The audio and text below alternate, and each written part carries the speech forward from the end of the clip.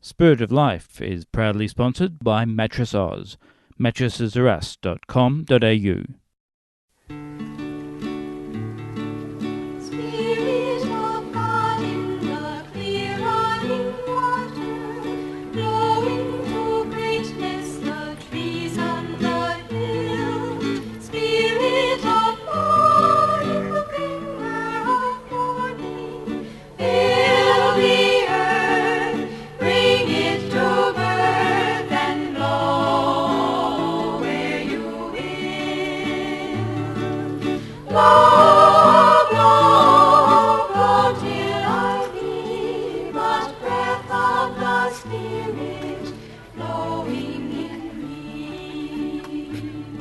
Welcome to the Spirit of Life program. My name is Lucy and my guest today is David O'Brien, who's helping to abolish human trafficking and slavery. Hi, David. Hi, Lucy. Welcome to our program. Thank you. David, perhaps we can start by, if you share with us what sort of work you do with the Salesians. Okay. I've been involved in the Salesians since the late 80s, so around about 30 years. 25, 30 years. I have been doing work in terms of boarding schools, assisting in boarding schools. I have been involved in youth centres for quite a few years. For a little while I did some work at our place at Listerfield, taking bookings and so on, administration if you like. So what's Listerfield? What's at Listerfield? We have a retreat centre and mainly a retreat centre, conference centre at Listerfield. Yeah. Okay. Yeah. David, you're currently involved in an organisation called ACRAF. That's Would correct. you tell us a little about what that means and what you do there? Okay, ACRAF is Australian Catholic Religious Against the Trafficking of Humans. I've been involved since probably 2010 when I came back from the United States after doing a course there at Sangre de Cristo in New Mexico, and part of the course involved a justice element, and I felt as if I wanted to come back and actually do something in terms of justice for people. Yeah. Mm-hmm. So I looked at the possibility of perhaps refugee work. But then another person who was on the course from Australia is involved with ACRAF, and she suggested that might be a good idea to have a look at. Okay. So I've been involved since then. So what's a typical day for you in terms of helping in ACRAF? Well, and how often do you help out? That's a good question. Because I'm involved in my other work as a Salesian brother, I don't often have regular contact, daily contact if you like. I try and at least once a month get in touch with the people from ACRAF and find out what's going on, send emails regularly. I do keep an eye on things that come up on Facebook from other organisations involved in human trafficking, for example Walk Free and Anti-Human Trafficking Australia, and I try to share those on my Facebook page to make people aware of what's happening. So have you had any personal experience with someone that's been trafficked or, endorsed into some sort of slavery? Not personally, although in the early days of working with ACRAF, we did what they call court visitation. So we sat on court cases that involved people who had been human trafficked as humans. But because of the nature of the court case, we didn't actually had no actual contact with the people, only via video. Yeah. Mm-hmm. So what are some of the typical faces and forms of slavery and human trafficking in today's world? Because it's such a wide area to cover, and there are so many stories in terms of human trafficking. It's a wide area to look at, and so it could be the faces of migrant people coming out to Australia. It could be, and so you end up with mostly Asian, Indian, African, but it could also be Australian people who are in the trafficked area. Trafficking and slavery are fairly wide areas, so it happens that a lot of people are involved in some way or another. Yeah. In terms of perpetrating or being sought out? Both. Yes. Yes. Yeah. So both. you said migrants. Can you give Yep. us a typical example of what would happen, to a migrant? Okay. Well, there are, as I say, there are thousands of stories. There are thousands of ways that people are trafficked. I think the indicator that seems to happen is that if they're brought out, the people are brought out from another country, and the big thing that makes human trafficking, there's an indicator, if you like, to human trafficking, is that they're brought somewhere and their passport or their documents are taken from them. It straight away raises alarm bells in terms of trafficking, because by doing that, their identification, if you like, is taken from them, their identity and so on. So, which means that that they have no way of being able to go anywhere or do anything, because they're subject to the person who's trafficking them, who's bringing them. So it's a form of imprisonment. It is, yeah. And okay, so now we've got a situation where they've taken their passport away. Yep. And their identification, and they're placed in a particular place. What sort of places? Now there are obviously a number of places. One that springs to mind straight away, I guess, is prostitution. Mm-hmm. So they're the ladies mostly are put into a brothel and kept in the brothel.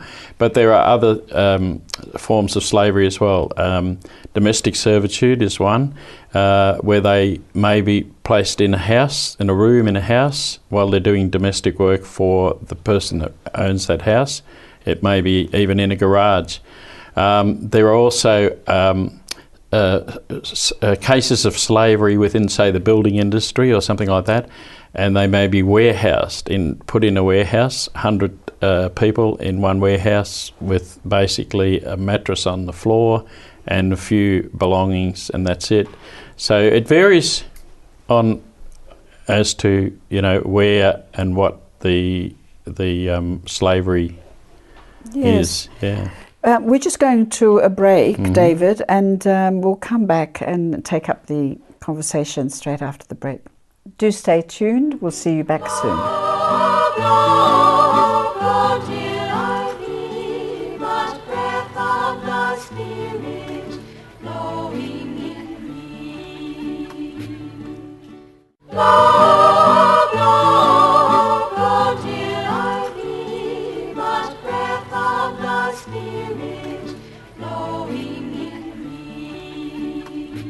Hello, welcome back.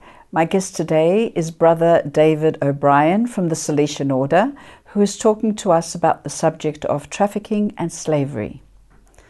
Hi, Brother David. Hi.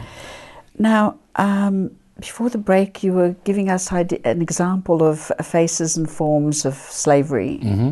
That's right. So take it up from there. Yeah, so basically, as I said before the break, the building industry was one area. There are quite a few other areas also that are involved in human trafficking. The domestic industry, domestic servitude, is another area that... I think you said prostitution earlier. Definitely, yes, is another area. Migrants. Yeah, yep. And I think you mentioned to me some foreign students as well. That's right, yeah, and foreign students coming out to do different kinds of work in order to get their permanent residency. Yeah. Mm-hmm. So that there are a lot of the industries, and basically what happens is, I guess, people are coming from these different places in order to get a better life in Australia.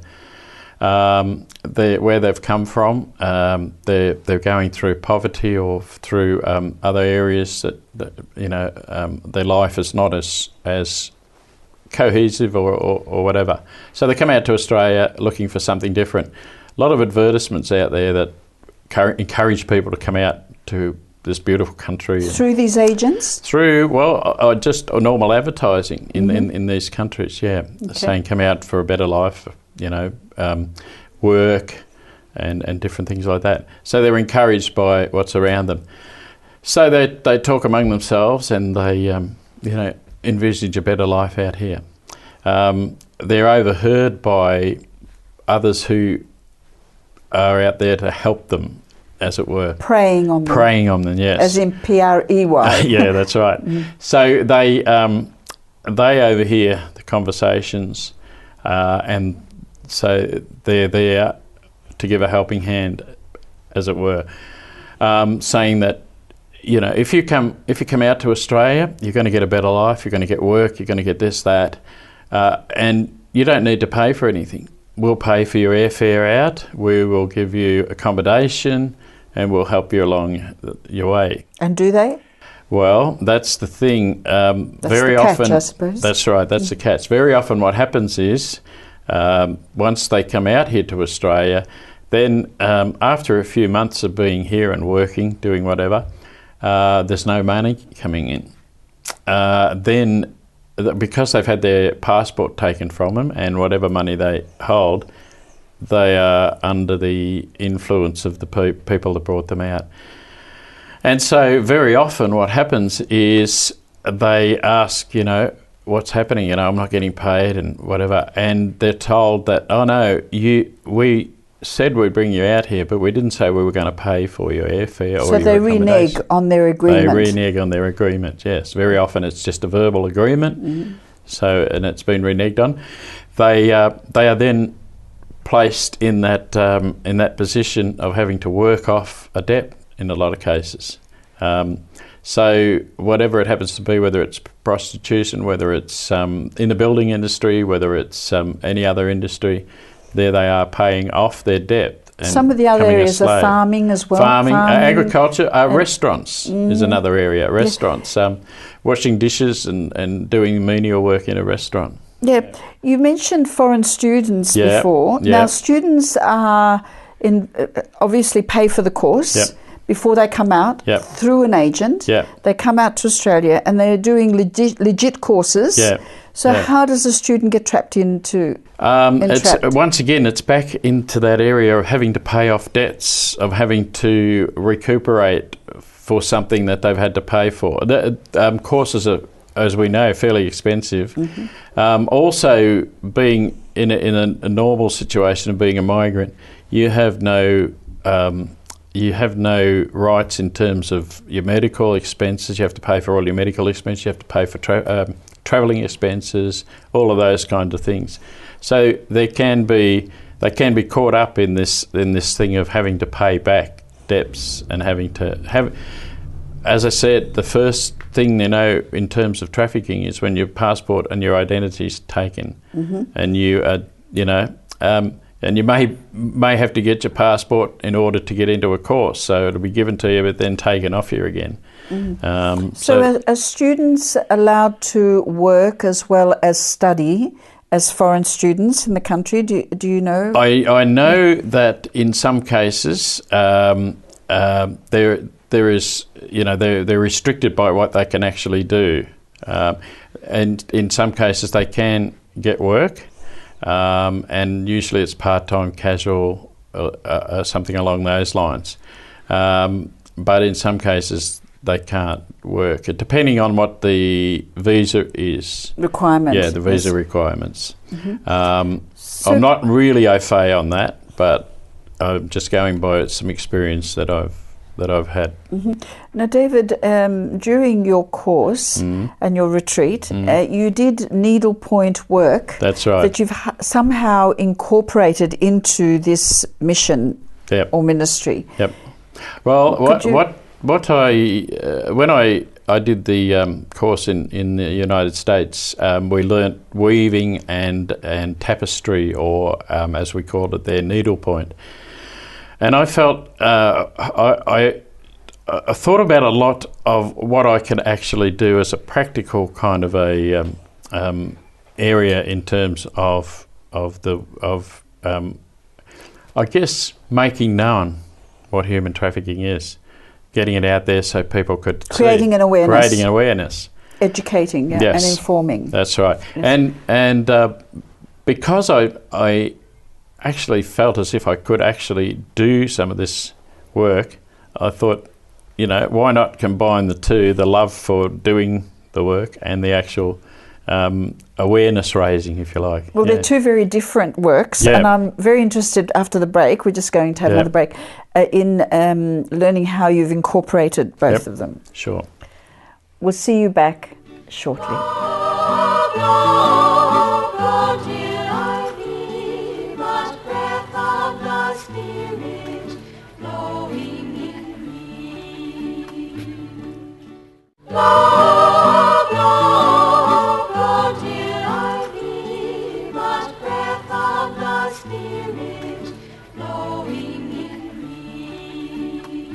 Welcome back. I'm talking to Brother David O'Brien on the subject of human trafficking and slavery.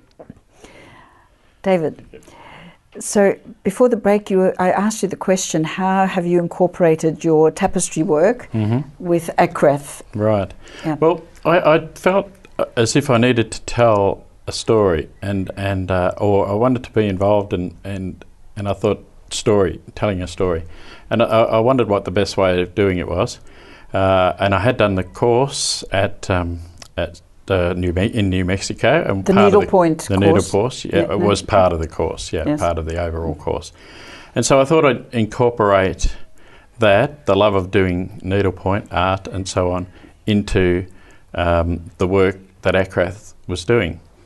So how have you done that? Well, how have I done that? Well, I have written or put together a picture book, as I call it, a picture book for grown-ups.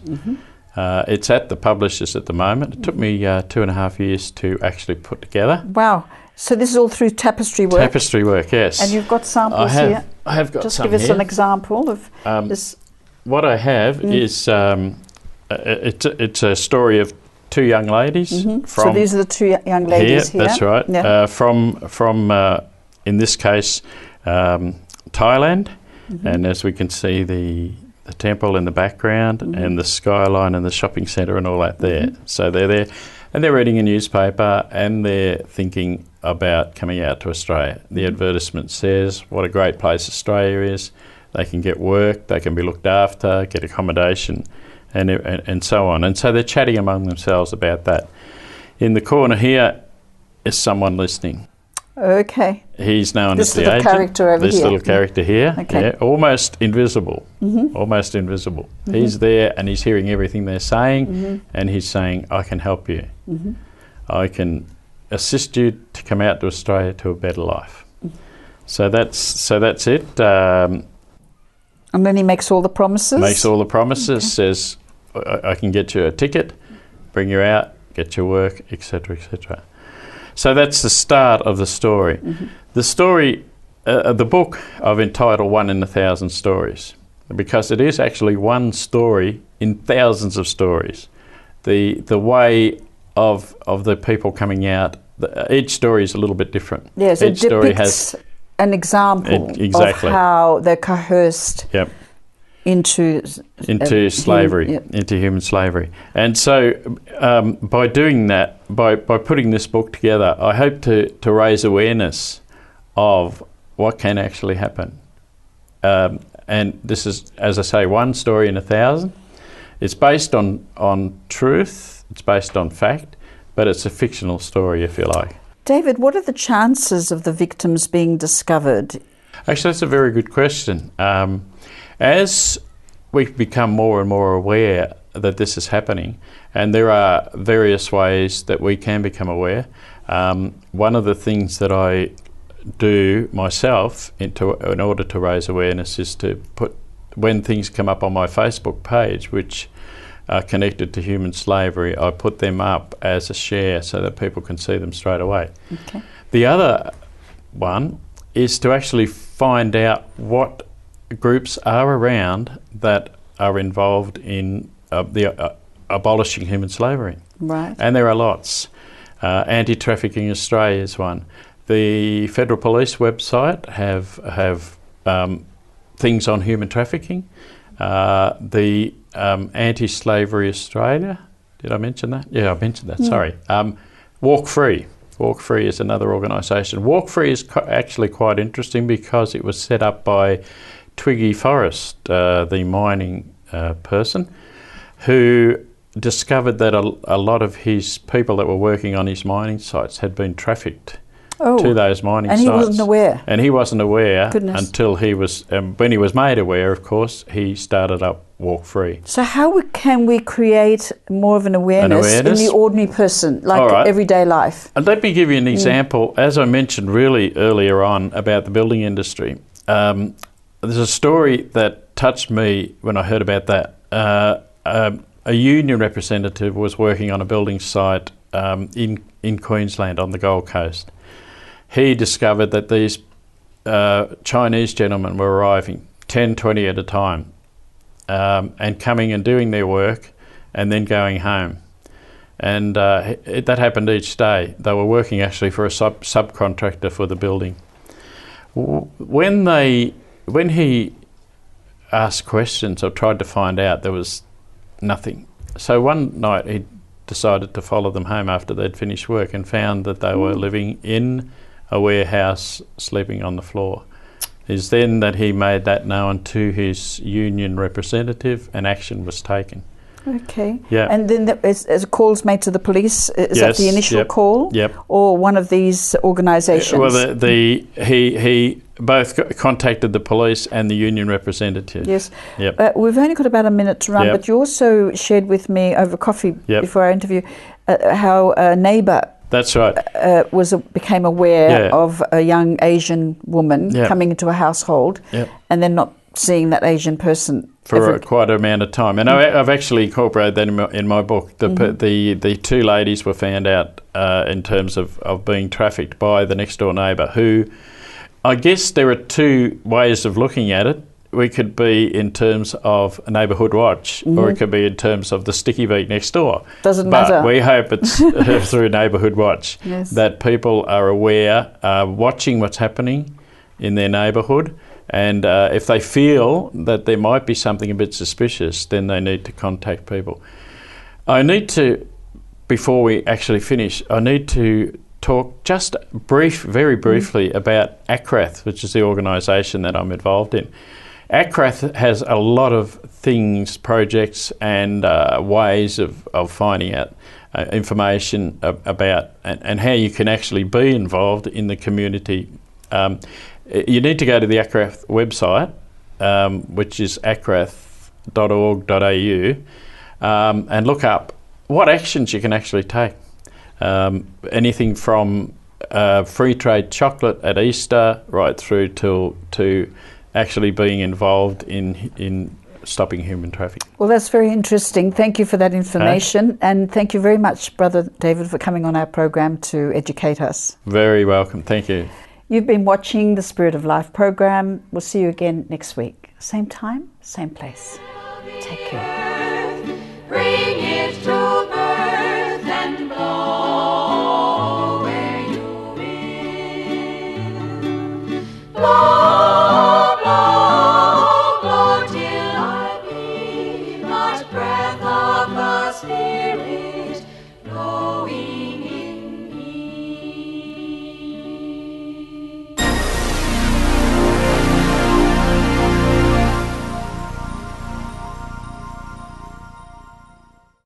Spirit of Life was proudly sponsored by Mattress Oz, mattressesarus.com.au.